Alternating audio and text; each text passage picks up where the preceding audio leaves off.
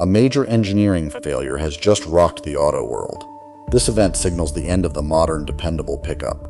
Why would a brand known for durable engines recall so many?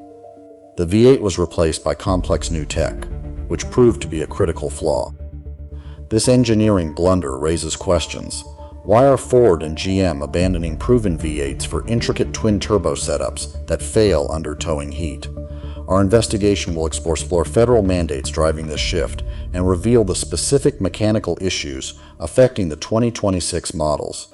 We'll show you the sole trucks remaining that are truly designed for demanding tasks. It all starts with the King's demise. The 5.7-liter Toyota Tundra stood as the reliability benchmark for 2 decades.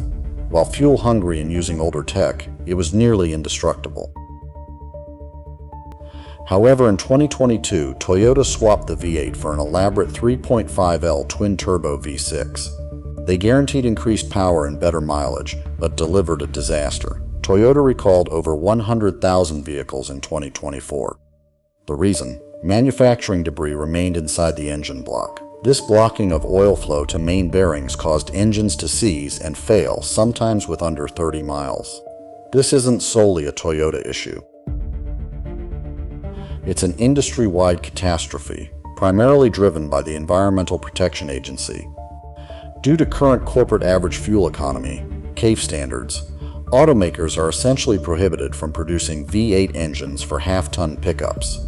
To meet these, engineers must downsize engine displacement and incorporate turbochargers to regain lost power. This results in an engine operating under immense stress. Envision a classic V8 pulling a camper. It's like a weightlifter with a loaded backpack. The work is done easily. A twin-turbo V6 with that same camper acts like a sprinter pulling a sled at full speed.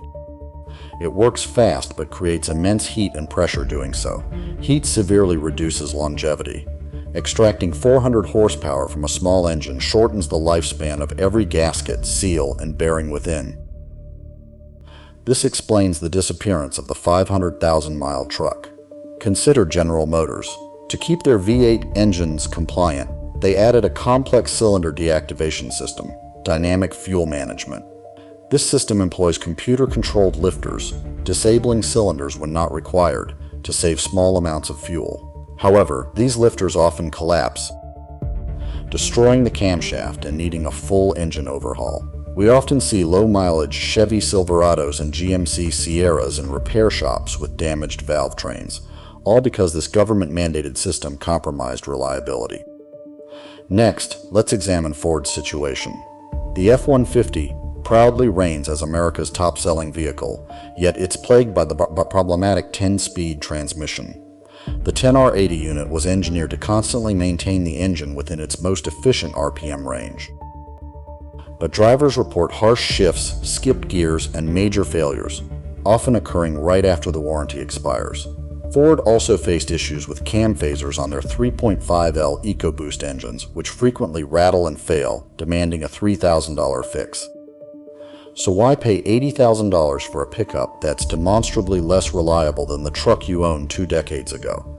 That's because the modern half-ton truck is no longer a tool. It's a luxury compliance vehicle. These vehicles are primarily designed to pass emissions tests on a dynamometer, not to tow your RV through the Rockies for a decade. Cast iron reliability is gone, replaced by plastic oil pans and complex sensors that force trucks into limp mode for exhaust pressure changes. So if you plan to tow an RV or a boat, what's the answer? There are 2 options. First option, upgrade to the heavy-duty truck class. 3/4 ton and 1 ton trucks, such as the Ford F-250 or Chevy 2500, face less stringent emissions rules than half tons, enabling more robust, work-focused engines. The singular bright spot within this struggling industry is the Ford 7-liter gas V8, affectionately called Godzilla.